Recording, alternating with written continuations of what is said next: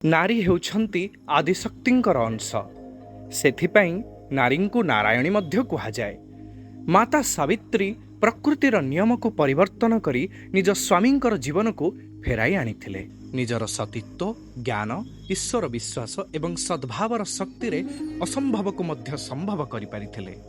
ସେଥିପାଇଁ ସେ ମହାସତୀ ଓ ନାରାୟଣୀର ଆଖ୍ୟା ପାଇଛନ୍ତି। ସାରା ଜଗତରେ ଅଦ୍ୱିତୀୟ ସତୀତ୍ୱର ପ୍ରମାଣ ଦେଇ କାଳ କାଳ ପାଇଁ ଯଶ ଅର୍ଜନ କରିଛନ୍ତି।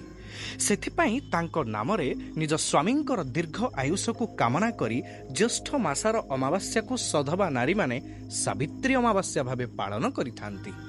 ଏହି ବ୍ରତ ସାବିତ୍ରୀ ବ୍ରତ ଭାବେ ପ୍ରସିଦ୍ଧ। ଏହି ଦିନ ସଧବା ନାରୀମାନେ ଶ୍ରୀ ଲକ୍ଷ୍ମୀ ନାରାୟଣଙ୍କୁ ଉପାସନା କରି ନାନାଦି ଫଳ ଭୋଗ ପ୍ରଦାନ କରିଥାନ୍ତି। ସତରେ ଏମିତି ଅନନ୍ୟ ପର୍ବ ଅତ୍ୟନ୍ତ ବିରଳ।